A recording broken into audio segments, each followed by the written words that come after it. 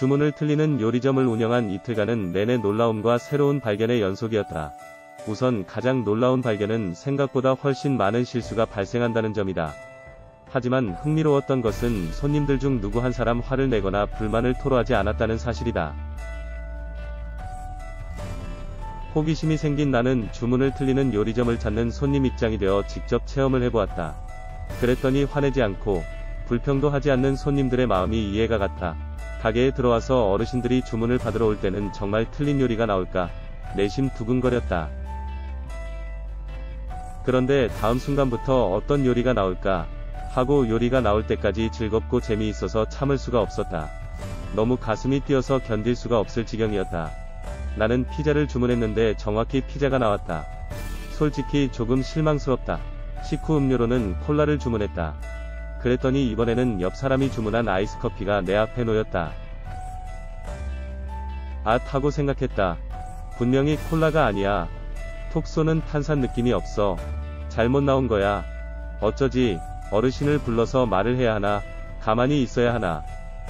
고민하고 있는 사이에 이미 할머니는 아무렇지 않은 얼굴을 하고 다른 곳으로 가버렸다. 그리고 이런 생각을 했다. 뭐, 어때? 옆 사람과 이 아이스커피, 당신이 주문한 거예요. 맞아요. 이 콜라는 당신 거예요. 그렇게 바꿔 마시면 그만이다. 그것만으로 실수는 실수가 아닌 것이 된다. 세상을 바라보는 눈이 완전히 바뀐 것 같은 느낌이었다. 이런 느낌은 비단 내가 기획자여서만이 아니었다.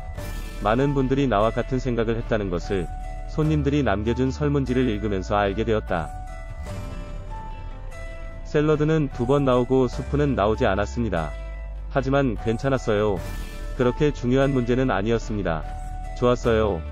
다른 가게였다면 화가 났을지도 모르지만 여기서는 웃는 얼굴로 넘어가게 되더군요. 실수를 해도 괜찮다는 분위기를 느낄 수 있었습니다. 이 손님들이 만들어낸 관용이라는 분위기. 이 관용이야말로 주문을 틀리는 요리점이 추구했던 하나의 도달점이었다. 실수를 받아들이고 함께 즐기다. 당연한 이야기지만 이 식당 하나로 치매에 관한 수많은 문제들이 해결되지는 않는다. 그러나 실수를 받아들이고 실수를 함께 즐긴다는 조금씩의 관용을 우리 사회가 가질 수 있게 된다면 분명히 지금껏 없었던 새로운 가치관이 생겨나지 않을까 생각했다. 솔직히 대부분의 실수와 착오라는 것은 그리 심각하지 않다. 조금만 대화를 하면 해결할 수 있는 사소한 문제들이 아닐까. 다만 뭐 어때라는 관용의 스위치가 우리 모두에게 간단히 켜지지 않을 뿐이다. 그런 기분을 들게 하는 몇 가지 장치가 필요하다.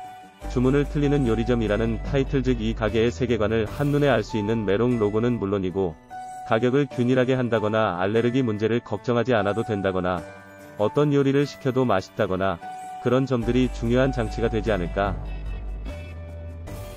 사람은 조금이라도 불안하면 관용을 베풀고 싶어도 베풀 수가 없다. 그런 면에서 많은 사람들의 박수와 호평을 받았던 미카와시 부부의 연주도 소중한 장치 중 하나였다. 1시간 안에 할 수 있는 일도 90분 걸려서 한다. 주문을 틀리는 요리점에서는 효율적인 시스템을 최대한 배제했다. 그런데 이 방식이 주문을 틀리는 요리점 운영에 있어서 가장 어려운 부분임을 진행하는 과정에서 알게 되었다. 무슨 말인가 하면 사람은 애써서 의식하지 않으면 자신도 모르게 효율적인 방향으로 움직이게 된다는 뜻이다. 요리점 분위기를 수습해준 기무라 씨는 요식업계의 미다스라고 할 수 있는 인물이다. 그렇기 때문에 이 가게가 레스토랑으로서 제대로 운영되려면 어떻게 해야 하는지 순간적으로 판단이 가능하다. 그의 지시는 아주 적재적소에서 이루어지기 때문에 마치 홀에서 일하는 사람들이 스스로 판단하고 생각할 겨를조차 없는 것처럼 보이는 순간이 자꾸만 눈에 들어왔다. 이런 상황이 바람직한 것만은 아니지 않을까. 주문을 틀리는 요리점이 아니라 그냥 고령자분들이 많이 일하는 레스토랑이 되어가는 것만 같았다. 반면에 와다씨 같은 복지 전문가는 치매를 앓고 있어도 자신들의 의사로 최대한 자유롭게 행동하기를 바란다. 이 가치관 역시 나름대로 흥미롭기는 하지만 자칫 잘못하다가는 무질서해지면서 요리점으로서 제 기능을 할 수 없게 될 수도 있다. 왜냐하면 지원을 맡고 있는 스태프 중 음식점에서 일해본 사람이 거의 없을 뿐더러 그나마도 어르신들은 치매 상태이기 때문이다. 그 상태로 그냥 내버려 둔다면 우리가 양보할 수 없는 룰로 정했던 요리점으로서의 질을 고집한다에 반하는 일이 벌어질 가능성이 커진다. 하지만 어느 쪽으로도 프로가 아닌 나는 충돌 직전의 상황 앞에서 어찌할 바를 몰라 고민만 하고 있었다. 그리고 이틀째 아침, 가게 문을 열기 전 미팅 시간에 모두에게 이렇게 전달했다. 요리점으로서의 질을 반드시 지켜나가야 합니다. 하지만 60분에 할 수 있는 일을 45분에 하려고 하지는 마세요. 60분 걸릴 일을 90분 동안 하겠다는 생각으로 임하기 바랍니다.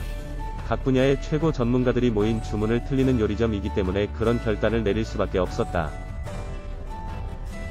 그 결과 요리점 안에서는 주문을 받는 중간중간 어르신들이 손님들에게 옛 이야기를 들려주기도 하고 유모차에 앉아있는 아기와 놀아주기도 하는 장면이 펼쳐졌다. 문제는 손님 한 테이블당 70에서 90분 정도가 걸리는 바람에 밖에서 차례를 기다리는 손님들의 대기시간이 더 길어지는 사태가 벌어졌다는 사실. 보통 레스토랑이라면 너무 비효율적이고 비상식적이라서 당장 대책을 강구해야 하지 않을까 하는 광경이 여기저기 퍼져나가고 있었다.